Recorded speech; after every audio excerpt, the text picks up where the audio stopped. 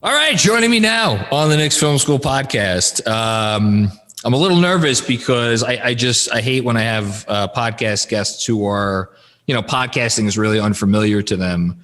And I'm worried they're not going to know what they're doing and going to screw up and talk over me. So this person, I'm going to give it a shot because I trust him.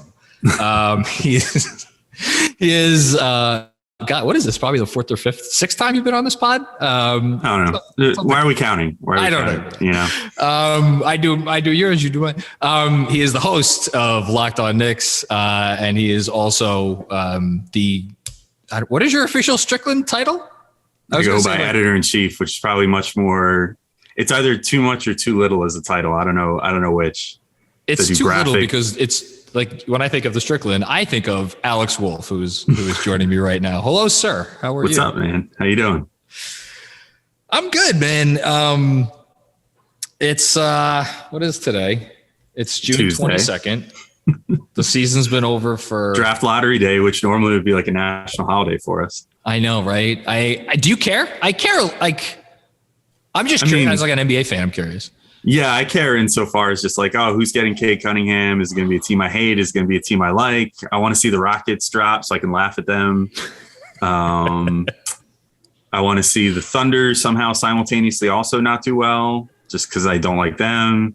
Basically, there's a bunch of teams I don't like. I can't even really think of a single team in the lottery that if they won it, I'd be like, cool, that's the team that I want to see succeed. I don't like any of them. We're above them now. They're the lower class. We are upper class Knicks fans now. I guess I want an inept franchise to win the lottery, right? Because then Cade will be wasted, right? Yeah. And then can eventually force his way to the Knicks. I mean, I don't know. I literally couldn't even tell you the odds of some of these teams. So I'm just looking now. All right, teams that I would be okay winning it. Cleveland, like that's the obvious one. I don't want Cleveland to win it, though. I'm still salty that they got like 3 top picks after LeBron left. Actually, you know why I don't want Cleveland to win it? Because I did the whole Colin Sexton newsletter a few weeks ago, and I came away being like, I really don't want to pay Colin Sexton's next contract. And if they get Cade Cunningham, then there's immediately going to be like, oh, where's Colin Sexton getting traded to talk? Yeah, I think, the teams that I would be okay winning it, Detroit, maybe. I wouldn't hate that. That's fine. San Antonio would be kind of cool. No, I like San Antonio. That's give fine. them their next Duncan, I guess. See, but that's unfair. Yeah, I mean, but when was the last time they won? It was Duncan, and this is. But it also, I see what you're saying. Like, but this is the first time they sucked in so long, and they would have gotten 3 of the top 10 number 1 picks of the last 35 years. That's potentially. I mean, we'll see what Cade becomes. Yeah. I mean, it's not that many when you think about it. But given the amount of times they've even been in the lottery, I guess that's a really high conversion percentage. They've only been in the lottery those 2 times, right? Yeah, exactly. Yeah. And last year they were as well. Yeah. And then I don't know. I mean, Orlando, I'm just kind of indifferent on. So if they win it, cool, good for them. I mean, that could be entertaining, I guess. Yeah, no, those they get healthy with Isaac and Fultz, and then they have Cade. That could be kind of cool. I'd be down for watching that team. That would be kind of fun. Like all the rest of the teams I hate, I want them all to lose. Somehow I want all the teams to not end up in the top 5. I don't know how that can work out. See, we just psyched ourselves into being excited for this. So in a negative way. Yeah. What other reason could there be? So we're going to talk some off-season basketball with Knicks stuff in a bit. But before we get there, I want to spend a minute on. So you have a podcast. You do it 5 days a week. You are the hardest working man in show business. And this year was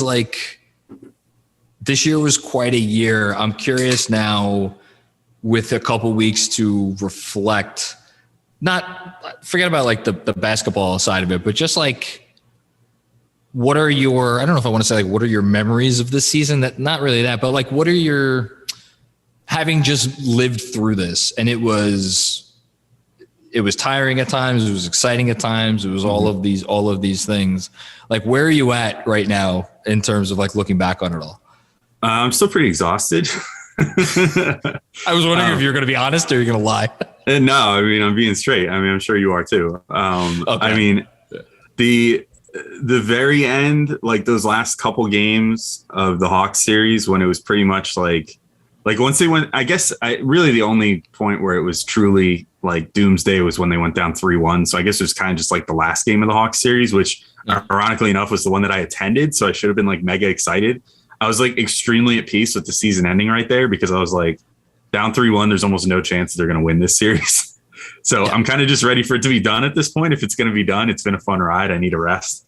I mean, it was a lot this year, like launching the new website, doing all the work that entailed, which, you know, I wrote a lot of the game previews, which, you know, weren't all the most in-depth thing you'd ever want to read. It was, a lot of them were kind of mailed in, if I'm being honest. But you're, hold on. Your mailing it in is like better than some people's regular thing. I know. Not some people. It's let's listen. I'm just calling it. Like I'll toot my own horn a little bit. Yeah. I mean, even me mailing it in is still pretty decent. So, you know, I wrote a lot of those. I would edit everything that went up on the site, you know, and then Locked On Knicks, 5 days a week. Sometimes we were putting out 6, 7, 8 shows in a week, depending on if things went extra parts or whatever. We were doing weekly chats on green room, locker room that we would put up. What's it going to be next week? We make it blue room? Yeah. Yellow room?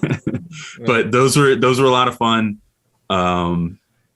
You know, it was a fun season all in all. I think that's my grand takeaway. It's probably prior to this season, I would have said my most fun season was the 12-13 season. And that was so different for me because back then I hadn't.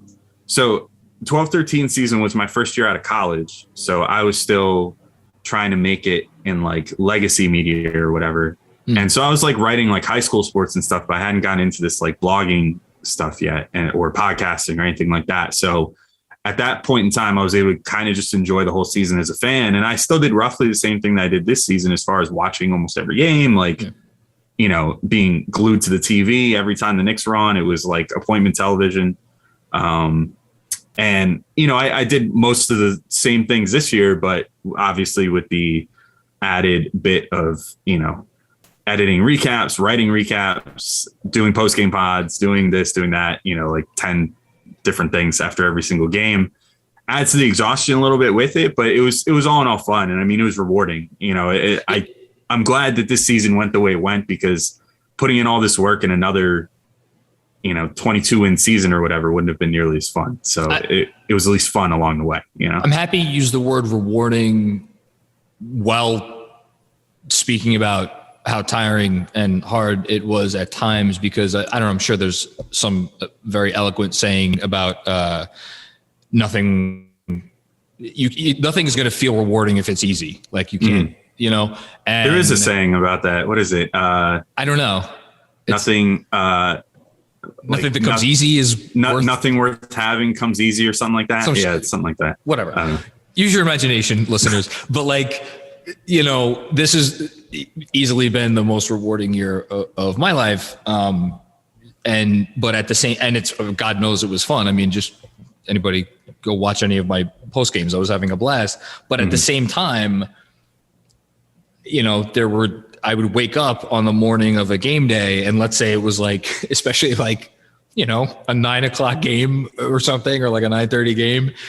And I'd be like, okay, so I got my day, and then I'm going to come home, and then I got to take a nap, and then watch the game, and then you got the recording afterwards, and then you got the newsletter, and then hopefully I get 4 hours of sleep. And what do I have tomorrow? Oh yeah, I have that, and that.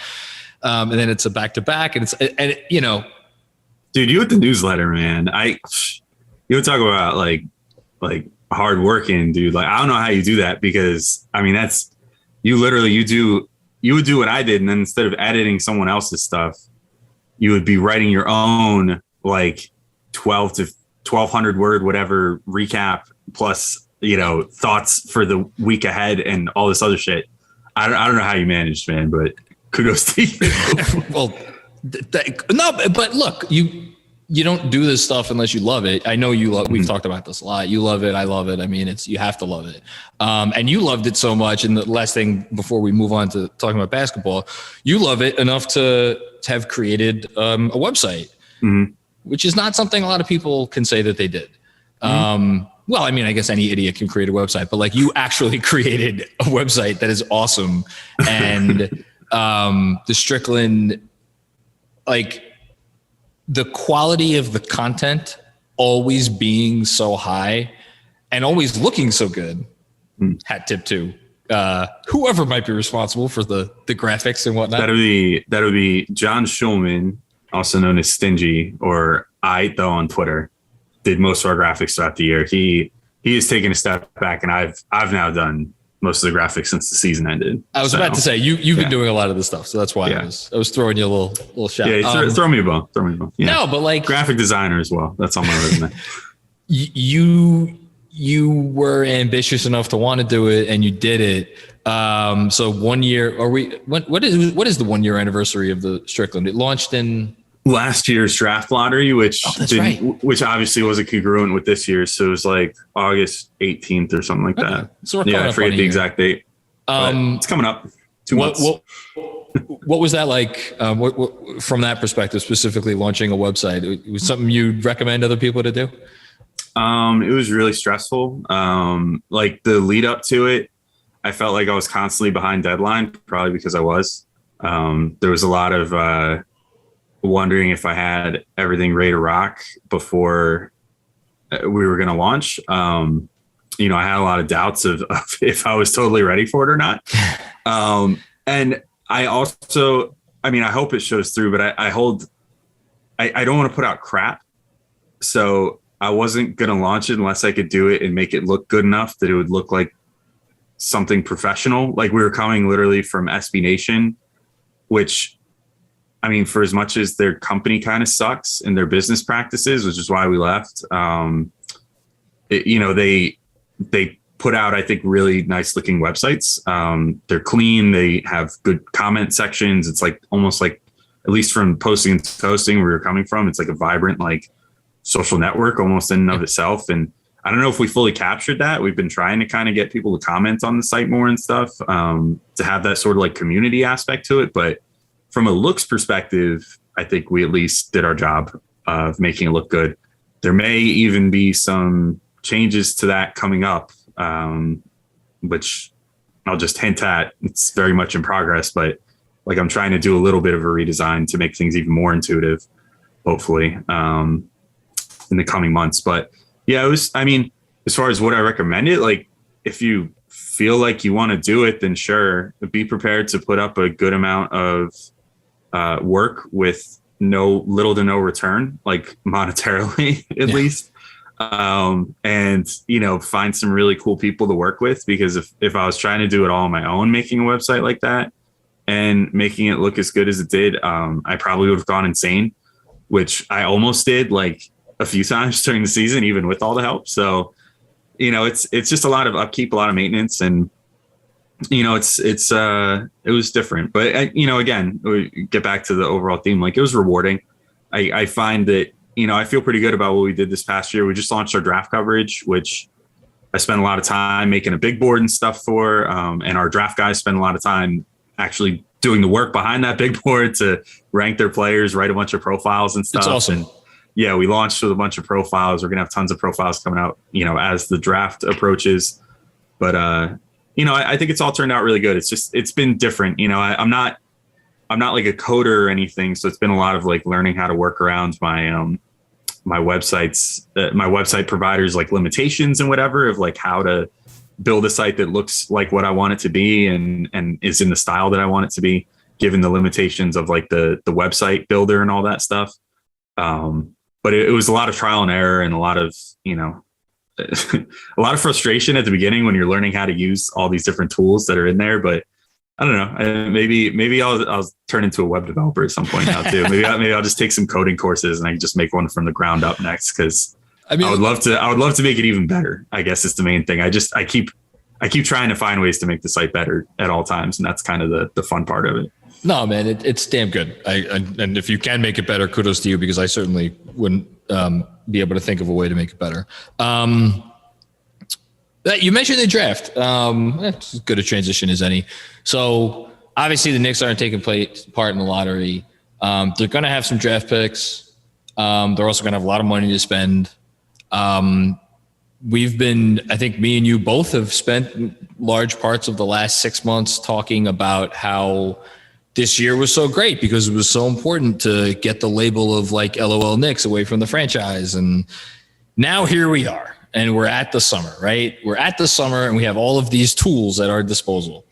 And I've been on like a few podcasts, and like people have asked me and like Twitter and whatnot, like, who's your top guy you want from the draft? And like, who's your top free agent? And like this and that. And I find myself, and this is what I want to start out by asking you. I am like very indifferent towards the specifics of what I want them to do. And it's more like, if you ask me, like map out, like a few people have asked me to write in the newsletter, like map out your ideal offseason. And I've tried to sit down and like think about it like a few times. And like, I don't even know that I have an answer. I know I want them to be smart. I know I want them to be somewhat frugal. I know I want them to stay somewhat flexible. I'd like them to get better. Other than that, like, where are you at in terms of just like your general mindset heading into the offseason? Like, do you have specifics that you want from them, or are you just like kind of more like me? Yeah, I'm kind of in the same boat. I mean, I'd like to address certain parts of the team, you know, more so than others. Like, obviously, if they go out of their way to draft like another power forward, I'm going to be like, why? You know, because I think everybody's gonna be like, why? Yeah, because, or even just a big in general, you know, if they go out of their way to like say trade up or something, short of someone like falling that you wouldn't expect. Like I was just I was talking to I briefly talked to Chris on Twitter yesterday about, because he put up a hypothetical of like, you know, if you're in this situation and somehow they're both available at 19, who do you take? And it was Sharif Cooper or Jonathan Kuminga. And I'm like, you obviously take freaking Kuminga. Like, he's the top 5 pick type for a reason. Like, he's a freak athlete. He's 18 years old. I mean, he's got all the tools. He just needs refinement. And I'm pretty sure Kuminga's not dropping to 19. Exactly. But I mean, so let's say a situation arose where he fell to like 10 or 11 or something, and the Knicks like gave up all 3 of their picks to move up and take him. I wouldn't be disappointed. I wouldn't be mad. I would think that would be a smart move, even though he's sort of redundant, you know, because at the NBA level, he'll probably play like mostly a 4, you know, and so you figure, okay, well, how does that jive with Julius Randle, Obi Toppin, et cetera? But sometimes you just got to take the best talent and just figure it out from there. But, you know, if they would go out of their way to like go after, like, I'm looking at the board now. I mean, in terms of bigs, there's Jackson, obviously from Kentucky, who Kentucky connection, CAA connection. I'm thinking like maybe if it was like Jalen Johnson or something, who I'm not. Well, Johnson's he's a 4. I mean, Harrison Barnes, Scotty Barnes. Like if one of those two fell and the Knicks went super aggressive trying to trade up and grab them, maybe that's a move that starts to make me be like, all right, but why? You know, because the team really needs. They need shooting. They need creators. You know, that's what they mostly need guards and wings. You know, I'm a believer in drafting talent over need in the draft, but the Knicks after this year have kind of advanced past the point of you just take BPA no matter what, because, you know, you just need talent on this team. They're now to the point where like there is talent on the team. There's RJ, there's Julius Randle, obviously, there's Mitchell Robinson when he gets healthy. You know, there's Emmanuel Quickley, who hopefully will keep developing as a, you know, combo guard for the backcourt. You know, there's a good amount of talent on this team already that you can now build around. And now I think this team was the 4th seed in the playoffs, right or wrong, you know, with how things went. It happened. That was a real thing. You know, it was a smidge fluky. You know, obviously they weren't better than the Hawks, who are now in the Eastern Conference Finals, you know, but they were good enough to be certainly in that 4 to 6 range. I definitely think they were better than the Celtics, better than, you know, the Pacers or any of those other teams that were down in the Wizards, whatever, any of those teams. So they are a team that should be looking to upgrade and draft for the things that they need at this point, as well as sign guys. So yeah, my basic strategy is just don't be stupid, I guess, you know, particularly in the draft. And I don't think they will be. Last year, you know, I was kind of, I don't know how I felt after the draft last year. I thought it was very crafty how they managed to move themselves up like 8 cumulative picks between their first and second round pick without trading anything. Like they literally just moved up 8 spots by trading for the 23rd pick and then trading back again for a first rounder and a second rounder that were both higher than the ones they started with. That was incredible. I still can't believe they did that. Yeah. And, so those sort of moves make me think that they're probably not going to be super stupid. You can question the decision-making process that went into the Quickly pick, certainly based off like the Your Own article that came out, where it kind of just seemed like it was just like West wanted him. Worldwide West was just like, he's my guy. Take him. And just like yelled Quickly's name enough times that he eventually got taken. But it worked out, obviously. So, I guess that bodes well for Leon Rose. The Obi pick, I mean, I think if you gave me the opportunity to go back in time and do the draft over again, as much improvement as Obi made, I wouldn't have taken him a second time. I think it's tough to look, I love Obi Toppin. I'm sure you love Obi Toppin. Mm-hmm. For us to be like, yeah, for sure, we would pass on Halliburton and take Obi Toppin again. I'm not sure I could sit here and not even just Halliburton. Like, I mean, I would have still taken Vassell over him, which is a guy that I would have taken over him on draft night. It's just a matter of like, I felt like that pick was very CAA focused. It was a guy who, Leon seemed to know pretty well, probably from prior to when he even signed with the Knicks, when they were talking to him, behind the scenes about potentially becoming a CAA client. Yeah. He probably knew him, his family already. And then, his son was representing Obi. And I think it just turned into one of those situations where it was like, oh, that's our guy because, X, Y, and Z. But so like Obi struggled obviously for much of the year. I think impressed during the playoffs and down the stretch of the season. Quickly obviously was something of a revelation. We'll see where his ceiling is. But what was always very apparent and very meaningful to me is that those two guys seemed, from the outside looking in, to be important to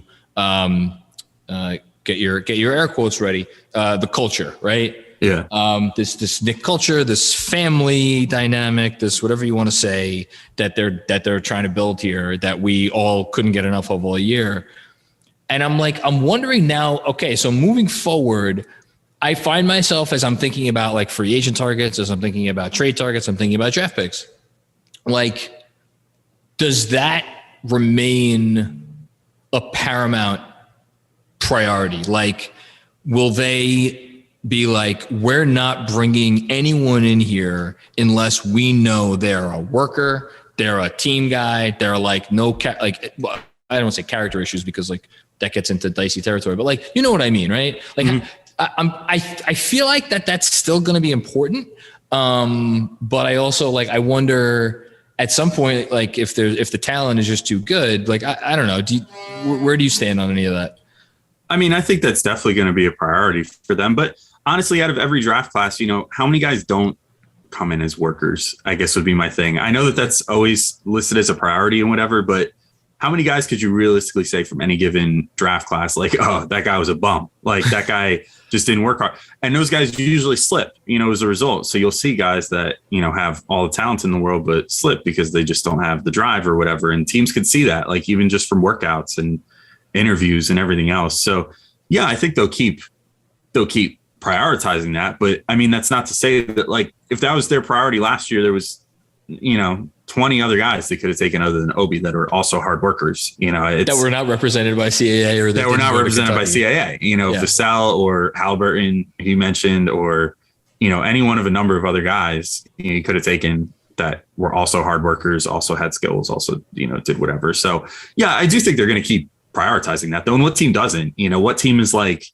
I want to be the team that takes a chance on this guy who might, maybe not a worker, but like, there just seemed to be like a level of, I don't even want to say buy-in. Like there was something in the water this year. Mm-hmm. And I feel like Obi and Quickly contributed to that. Now, is that like the results made that the case, or is it they made the results? Like, you know what I mean? I think Obi helped add to that. I think every player did though. You know what I mean? Like RJ's a maniacal worker too. And we kind of always knew like right from the start that he was going to be a Tibbs guy. But then, I guess you have guys like Knox that, it's like, what's the result of Knox not getting better than he has already? Is it that he doesn't focus on the right things to work on?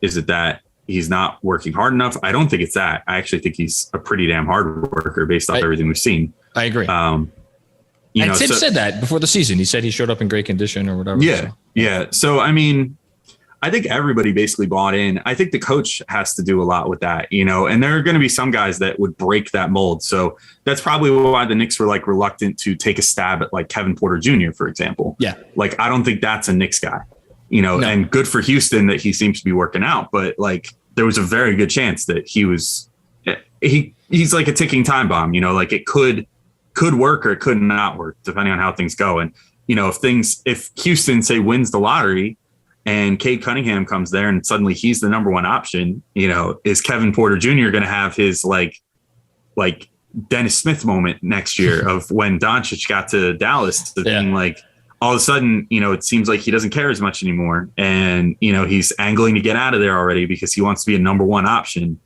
when on any team that's not the worst team in the league, Kevin Porter Jr. is not going to be a number one option, period. Yeah. So, I don't think that the Knicks gravitate towards guys like that. But that said, I think there's only a handful of those guys in every draft. I would say the overwhelming majority of guys are like good culture guys, at least if you handle them properly. If you handle anyone not the right way and don't put them in a good place to succeed, then they might not end up that way. But yeah, I mean, there's certainly guys like that. Like you mentioned Sexton before, and like I think that Sexton is kind of one of those guys that maybe breaks the culture a little bit, because there's been reports, that he gets taunts like from other teams' players, even, or like other players on the Cavs get taunts from the other team about like, oh, you're never going to see the ball because Sexton's on your team. He's got a rep. And that's just like, I think that's just kind of the type of guy that the Knicks probably will look to avoid.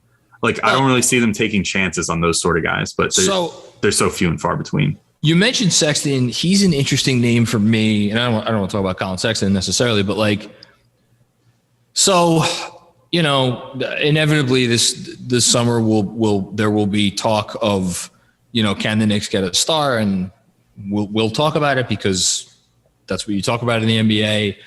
And like, I'm wondering, in the front office, I'm wondering how high their standards are. I was about to say still are, but then again, that would imply that I knew that they were always high. Like, here's what I mean. Like, yes, obviously, if Zion demands a trade or Dame demands a trade, like those are easy guys to rally behind and be like, yes, we want those players. But like, you have your Ben Simmons now, and like, well, Bradley Beal's pretty good. He's a level above that, but he's like a level below those other guys. And then you have guys like a Sexton, or I'm trying to think of like some other, like, not that he's on the market, but like De'Aaron Fox, like guys who, there's all manner of stars in the league, or guys who there was a perception that like this guy could maybe potentially become a star. How, to use a term that the young people use, how thirsty do you think this Knicks front office is to get like a name in here?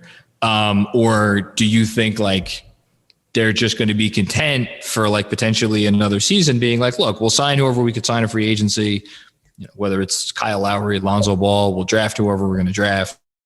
But if we go another year without getting a quote unquote name in here, like that's cool with us. Like we don't need to make the splash. Do you think they're cool with not making a splash for another year? I think so. I mean, if you look at how they handled it this past year, I mean, obviously things worked out a lot better than we thought they might, but I don't think that they would look at, with this past year, they gave Tibbs basically a bargain bin roster. I mean, if we're being honest, other than Randall, who obviously turned things around as well as he did, but so he outplayed his contract. RJ had a really good development in his second year, and then, quickly gave you a lot more than you thought he was going to as a rookie, I think, especially under Tibbs. You get Rose on the cheap midway through the season, and he played so well. But by and large, they had a bargain bin. And you could even consider Rose kind of picked off the scrap heap. I mean, it's not like he was doing bad with Detroit, but he was clearly checked out. His stats weren't as good. No. You could have reasonably assumed like, yeah, he's probably going to be kind of a shell of himself. And instead he came and was like, it was probably his best season since like his Chicago days, if we're being honest, this half season. Yeah. I mean, the numbers were as good, I think, in like the last Minnesota year, but like that team, that was the Jimmy Butler like shit show year. So like the stakes weren't nearly as high. So yeah, I would make that argument. Yeah. And even if it's the best year since then, whatever, it was a great year for him. But, by and large, this was like a bargain bin team. So I think that they would probably look at this and say, well, if we can't get the guy this offseason, if we can get some guys, maybe just shoot for slightly better, free agent acquisitions and stuff this year than last year. I'm not saying necessarily do it quite to the level the Hawks did with committing like long-term money and stuff, but do something similar to that where you say, okay, Randall's really good, but he needs help, but they don't necessarily all have to be LeBron James's, or Durant's or Irving's or James Harden's. If we can get there with some Bogdanovich type guys and some, guys of that caliber, DeAndre Hunter, who they drafted, obviously, maybe that's the equivalent there is RJ Barrett or whatever, but either way, you add a couple guys like that. And then all of a sudden, if you just add a little more shooting and a little more creation so that then let's say you're in a series with the Hawks again and Reggie Bullock can't be one-on-one D'd up by Trae Young anymore, that would have made all the difference, and maybe the solution there was just playing Burks more in that series. And maybe that would have changed things around. But I think that you probably need someone better than Burks. I think I think Burks after game one, not got exposed. I just think we were reminded why he was available for 1 year and $6.5 million or whatever, $6 million, because like he's not the most consistent guy. He runs hot and cold. Yeah. So you needed hot Burks. You got cold Burks, and hot Burks for one game. Yeah, exactly. But so like, I think that they just, if they can make moves like that, then you position yourself well for if that big guy comes along anyway, like Jeremy, who everybody who listens to the show is super familiar with, obviously just wrote a really good thing for the Strickland last week about whether the Knicks should, not be afraid to kind of kick the can down the road a little bit, but in a different way. Like, so instead of keeping all the cap space available until, mysterious star X comes along, seems like the way of the world now kind of is stars demand trades out of their current situation, and you get them so that you can then extend them or whatever. They want more flexibility. They want the ability to have the extension or the, hit free agency and get a contract that way. But hold on, can I stop you for 1 second? Because you just said or hit free agency and get a contract that way. I for a little while now have wondered to myself, and maybe occasionally aloud on this podcast, if we're done with the days of like, oh, it's the summer of LeBron, where is he going to pick? Like, are we now in an era where it's just like these guys, before they ever get to that point, are going to just be like, all right, now you're going to trade me. And like, I'm not saying there's never going to be another big free agent again, but I feel like the NBA to a certain extent is evolving past that. I guess it depends on what their money situation is, right? Like, I think if guys are eligible for supermax contract extensions, they'll want to get out earlier and get to their new team by the time that it's time to sign the extension. So theoretically, right? Mm-hmm. If NBA voting works as it should, and of course it always does, if you make an all NBA team, you're supposed to be a top 15 player in the league. And by the same token, if you're a top 15 player in the league, you should make an all NBA team at some point over the last several years of your contract. At that point, you can be offered a supermax extension. No, you could be offered a max extension. You could be offered a lot of money. Yeah. So the difference being, right, the supermax, the bonkers, like that's only if the team drafted you. Yes. I don't believe so. No, because I think that you can get the $200 million one if it's not from your original team. I could be wrong about that. If you were, I think it has to do with rights transferal. So if you're still like on your original during the rookie contract. Yeah. So or something like that. But so maybe that's how we see that sort of thing start.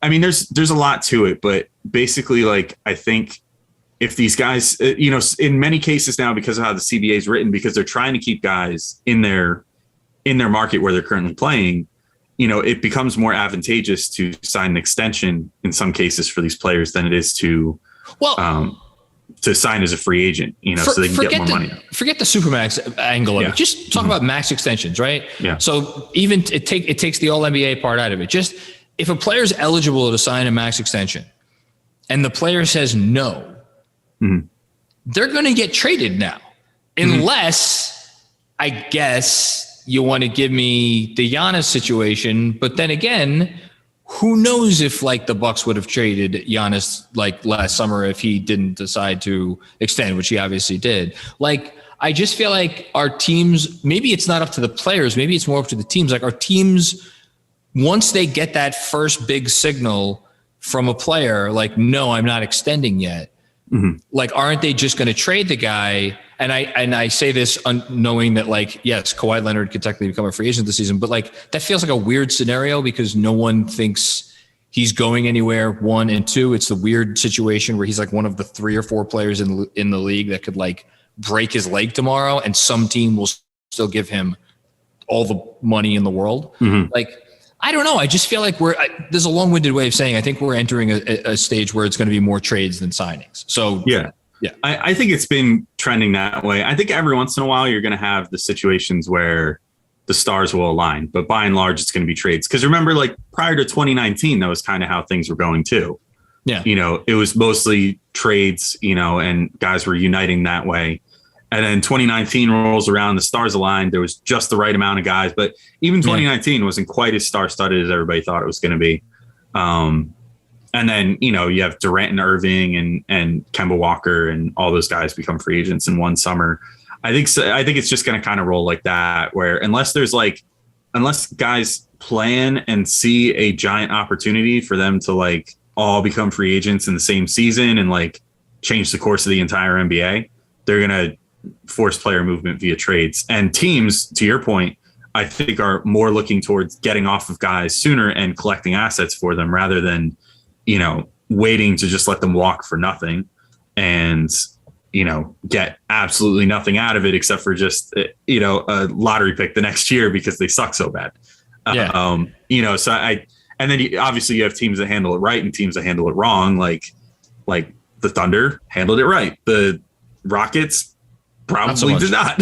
No. They passed up on like 3 really good young players that they could have gotten on the team in favor of getting Oladipo, who they basically traded for nothing. So it's like, it's still on the team to figure it out and get it right from there. But yeah, I think that's the way that teams want to go, is to start trading their guys once they know, like, and players, to that point have been, I think, a lot more bold about being very vocal, like publicly about, I want out. It's, that when some of these stories come out, that it's literally straight from the lips of their agent to the reporter. Zion just finished his 2nd year. And what was I forget what the exact wording of the piece, but and Doncic is 3rd. Both those guys, very similar. Yeah. Well, but that just didn't go all the way. It was more I think they have different motivations, but they're guys that are trying to shape their own destinies. Where I think Doncic legitimately likes the Mavs and wants to stay there for his career. Yes, and wants to have a big say in how they run things. Whereas I think Zion is trying to sow the seeds of discord of like, figure this out or I'm out. I'll find some way. He's laying the fucking tracks right now, and that was very clear from that article. So I mean, look, I can do. Do you have a thought on my hot take from last week? Was that I think we are going to see in the next couple of years a player no one's really Zion in terms of like young, exciting talent or whatever, but like someone like really that good is basically going to force their way out of a situation before their rookie contract is up. If it was going to be anyone, it would probably be Zion. I mean, if you think about it, he's the one guy that I think could pull it off. So here's the thing, right? Is that you need a certain level of power in that situation. You need to be able to say like, I can absorb the hit of taking the qualifying offer. And So basically, in Zion's case, I mean, the play here would be basically to do the Porzingis move, but actually with more legs behind it. You know what I mean? Like Zion could legitimately, like, I don't think anybody in their right mind believed that Porzingis was actually going to take the qualifying offer because you're injured. You're coming off an injury that's taking you a year and a half to heal from, and you haven't played a game, in a season and a half by the time that you're signing this extension. There were very few teams in the league probably that were comfortable giving him the contract that Dallas did, which was the fully guaranteed max rookie extension. Yeah, I think you could argue that there were definitely less than half. Yeah, exactly. Yeah. But then, they gave the Knicks a decent trade package, and that's why the Knicks ultimately did it, because they were like, well, it's not worth dealing with this standoff potentially. And if he did sign the QO, then your leverage goes through the floor, because then he gets a no trade clause. He can literally veto anything. He was successfully, the Porzingis situation was unique because there was motivations on both sides. But I think the key is for the player to be able to convince the team that he will sign the qualifying offer. Because if he can't convince the team that he's going to sign the qualifying offer, then it takes away a lot of leverage. Yeah. Yeah. So then, in terms of Zion's like totally different. Like Zion, has everything going for him. He's like already starting to make a case for one of the best players in the league, certainly one of the best scorers, and he hasn't even figured out his outside jumper yet. No. He's got like his first shoe deal was like 5 years, 75 million or something.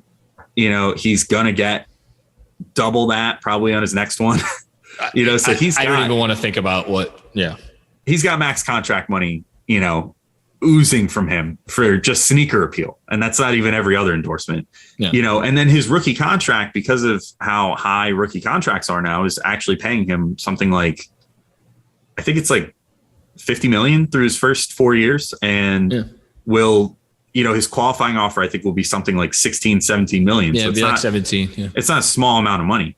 So he could pretty easily, like from a financial standpoint, be like, look, I can absorb the finance. He's exactly that guy that you're talking about, like with Kawhi a second ago, right? Like there's no risk for him with taking the qualifying offer, because even if he like tore his ACL or something, someone's going to pay him. 20 teams will be lined up to pay him after that deal. If you're a fucking maybe Cleveland's a bad example because they did win a championship, but whatever. If you're the Knicks or Detroit or Charlotte or whatever, And some team that's desperate to find that like megastar, you take him regardless, and you say, we'll figure it out. Like it's freaking Zion Williamson. So he would be the first guy to, like, if he's truly unhappy with Griffin and the front office there and everything else, and like if they don't nail this coaching hire, and start, getting his supporting cast right and all that stuff, like, he might be the first guy to do it. How do you think he feels? This is a rhetorical question, but like, because we know the answer. How do you think he feels watching Trae Young get every ounce of, and well-deserved, national praise and attention and love from all corners of the NBA universe, and he couldn't even, like, that team couldn't even get into the play-in? So like Doncic, I feel like would be the more apt comparison for him, right? Like they're the ones that out of their draft class are considered like the generational ones, right? And even Doncic made the playoffs and at least got his moment, even in a loss in 7 games, to put his stamp on the playoffs and be like, here's something to start adding to my legacy, Jordan style. Like he had basically with the way that he played this year, he had almost like his Jordan dropping 60 on the Celtics kind of moment. You know what I mean? And Zion knows if he doesn't make the playoffs next year, and maybe he doesn't care about this, maybe he does, but he knows people are going to start being like, well, Zion's supposed to be the next great generational talent, and now we're 3 years in and his team can't even get into the playoffs. And he has an all-star co-star, in Brandon Ingram. All the pressure in the world. I'm fascinated to see what they do. Let's finish up here because I got to run soon.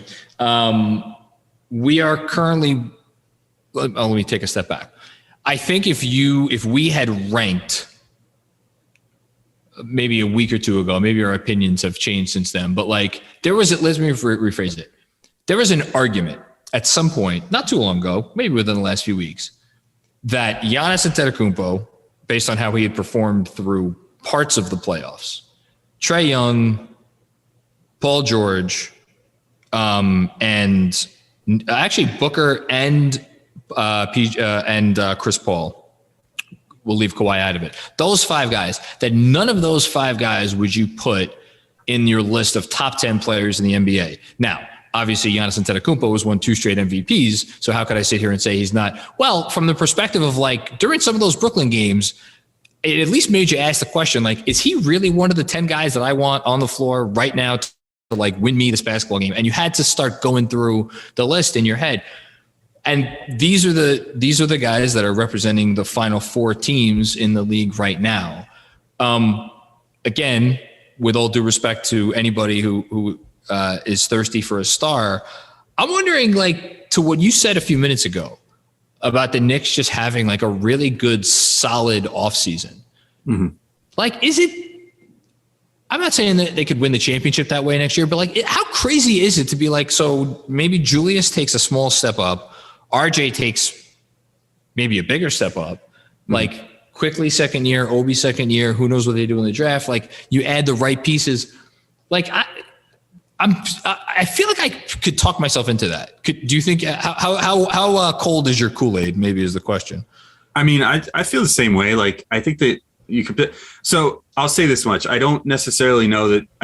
I don't necessarily think that the Knicks are going to take a step up in terms of like playoff seeding. I think it was, again, I already mentioned. I think it was like kind of. I don't want to call it a fluke. They really did. I mean, they played their asses off. Like, the win streak was legit. Like, they beat some good teams during that. Yeah. It wasn't a joke, but it was a little fluky the way things went with injury and COVID. The Knicks really avoided the injury bug the whole year. And they've won with the exception of the Minnesota game that they blew, that they had a 19-point lead. I would actually argue that the Knicks won every game that they were quote unquote supposed to win. By and large, yeah. Right? Yeah. Yeah. And there was probably one or two, like there was like the one Kings game earlier in the year, the one Thunder game earlier in the year. But that was like when things were like still like a little more shaky. Yeah, exactly. Yeah, like towards the end of the season, they definitely won like every game they were supposed to. Yeah. And that's why we all talked ourselves into them being like potentially like Knicks and 6 over the Hawks or whatever. Yeah. I do think so moves that I think could take them really up the next level would be like you add obviously Kawhi Leonard makes them a championship contender. Kyle Lowry or Chris Paul makes them a real like Eastern Conference Finals contender, I think. And neither of those guys are top 5 player needle movers, like what you're saying. Like those are not guys that I would consider top 5 at all at this point in their career, regardless of whatever narratives with Chris Paul this year of like, oh, he should have been top 3 in MVP voting. I never bought that for a second. He's really good and he organizes the team really well, but like, from a skill perspective, he's not a top 5 player. Well, just like you could have argued that Julius Randle should have been 5th or 6th in the MVP voting. No one thinks he's a top 5 or 6 player in the league. Yeah, exactly. But he was the most valuable to his team. So that that's always the weird nature of that award. It is an award. At any rate, like I think you could add some guys, and you might not add superstars even. You consider them at this point. Just like normal stars. I guess a guy like that could potentially keep the Knicks at least level, keep them as that like 4 seed, maybe let them knock at the 3 seed potentially next year, depending on how things shake down, depending on how the Sixers decide to handle their situation and all that stuff. They might see some regression as, if they trade Ben Simmons for some other player and then they've got to integrate that guy. And we've seen how that all works. Sometimes that leads to a lackluster regular season for a team. Plus, you never know about injuries and this, that, and the other. So, maybe making a move like that moves them up or at least keeps them the same. But I think you could just make some marginal improvements and the team will play about as good as they did this year. Maybe that ends up putting you at the 5 seed or even the 6 seed, which would be fine. But I think as long as the Knicks make the playoffs and continue like showing that they're a competent team, the big move will show up at some point. And I don't think, and I don't think that. Well, it always does for every team but the Knicks because the Knicks never have sustained competence. That's the problem. Yes. So if you show a few years of competence, someone's going to take notice and say, I want to go win in New York. Like there are guys that that want to take that challenge somewhere in the NBA. I don't know who it is just yet, but someone wants to do that. Someone wants to come to New York and win. Maybe we'll find out sooner than we realize. But exactly. Maybe it'll happen as soon as this offseason for all we know. But, even if they don't make that sort of move this offseason, I do think that they could, with even like a Mike Conley or something, if you can have a platoon of Mike Conley and Derrick Rose, it's maybe not a crazy name. No. And that's not someone that would probably cost a max contract or anything either. And if you get him on a relatively affordable contract, would be very tradable in like a big package for like salary matching purposes for someone down the line, but that can make the team better. I think I'm setting my expectation at like roughly the same or maybe slight regression next year as far as like winning percentage is concerned and stuff. Because I think we're also going to have to see, like, if the Knicks don't make a ton of personnel moves, I think that the Hawks series revealed a lot about how to beat the Knicks. For sure. And I think teams were taking notes, and they'll come into next season more ready to stop the Knicks as they played this past year. So yeah, but as Tibbs always said, playoffs are different. But I think in general these playoffs have really revealed. I'm not breaking any ground by saying like you need shot creation, you need needle movers, you need guys who create matchup advantages in the pick and roll, and obviously have gravity behind the arc. And they didn't have a lot of that stuff. So teams are getting so creative too. Like it's been kind of eye opening to me watching this postseason, just how creative teams are getting. Like I don't know if it's just me, maybe just that because the Knicks are in it. Like I find that I'm paying a little more attention to the playoffs this year, but I'm paying a lot of attention. Yeah, it just kind of seems mostly because it's like scouting for future years, trying to be like, oh, who are the Knicks going to be facing next year, hopefully. But I feel like the schemes this playoffs have gotten so much more like advanced to me. Like it just seems like it used to be, the formula was you have a couple of shot creators and a bunch of shooting around them. Like that's how LeBron won the championship in Cleveland. And that was like the LeBron model for years was as long as you got LeBron and a bunch of dudes that can shoot around him, LeBron drives in, he kicks, that guy shoots. That's it. The Knicks had that. They had Julius Randle, and had basically that model. And yet then you saw a team in the Hawks that was able to totally neutralize that by throwing all these different, shading Capella over towards him, because they didn't have to take, they weren't taking the lob quite as seriously, which granted, maybe you add Mitchell Robinson and that is a totally different situation. Yeah. But then guys like Bullock, who previously were like playoff hero types, like the Danny Green type, like the spot up shooter, those have been like killers in the playoffs. And Danny Green can't handle the ball worth shit either, just like Reggie Bullock. And he's been, a killer in previous playoffs. And, Bullock essentially got neutralized just because they were like, well, spot up shooting isn't enough anymore. Like you need a little more creation. You need a little more, you need to be able to punish the guy who's just sticking to you on the perimeter no matter what, because he knows that's all you can do. And I think it's just, I don't know, it's been interesting to see this year, like how that's bled over into like Ben, and this isn't a new thing, obviously, like Ben Simmons getting completely played off the floor. No, it's and that sort of thing. It's been nice for Milwaukee to have a guy like, I can't even bring this guy up, Pat Connaughton, who can keep you honest from deep. But he could also put the ball on the floor and get into and could slash inside. Lane, and he could make the pass that's there to be made. Like he could do those three things. That means you have a guy that could be on the floor for you, at the end of these games. But obviously you need, incremental improvements over that. And it's like you need your Kevin Huerter or your Bogdanovic. Or Bogdanovic. Yeah. Bogdanovic has been the guy in this playoffs that I'm like, I feel like every team is going to be thirsting for a Bogdanovic now, like a guy who's low profile, who's not going to command that huge salary, but can make shots for you, can put the ball on the floor a little bit, and maybe now the Bogdanovic model of player is going to start commanding bigger salaries. Like maybe he's the last of his kind of these guys that have been sort of overlooked to this point. Well, can you run a pick and roll, and can you hit from behind the arc? It's like, Seth Curry, if he was a free agent this offseason, might have made himself a lot of money. A large number of dollars, A large number of dollars if he had the opportunity to do so, because he could do those two things, even though he got exploited, obviously, on the other end. All right, this was fun. I could talk. I say this every time we record together. I could talk basketball with you for a lot longer. And we have. We will, when I will be on Locked On Knicks in a few days, I guess. Yep. before I let you go, even though we've talked about it already, tell the folks at home where they could find you. Yeah, so you can check out the Locked On Knicks podcast, obviously. Available everywhere podcasts are sold, except for SoundCloud. I don't think we're on SoundCloud, but everywhere else, Spotify, Apple, Google. I think it's not. SoundCloud's like the redheaded stepchild. Yeah. That's for people that are just starting out, not big timers like you and me. Right? But anyway, so check out Locked On Knicks.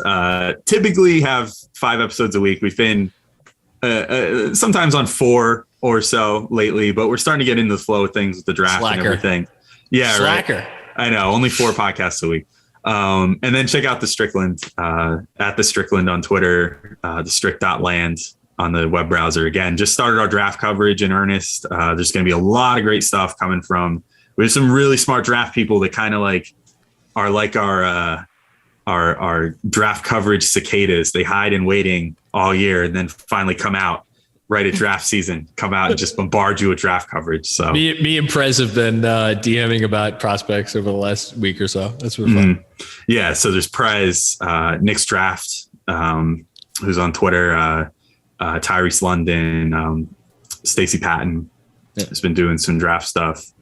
Lots of great stuff. Plus, I think I'm going to take place in our giant mock draft again, which was so fun last year. It was like a free for all where we each got assigned a couple teams. And for Locked On, right? No, for Locked On, I'm going to have to do as well. But the Strickland one, we each got assigned a few different teams. Oh, okay. Gotcha. And then it was just a free for all of making trades. It was basically like a giant fantasy draft. But it was fun. We had a fun time arguing with each other and shit talking about why our teams were best and whatever. We're definitely going to try to bring that back this year too. Cool. So lots of really great stuff coming up at the Strickland. So definitely check that out.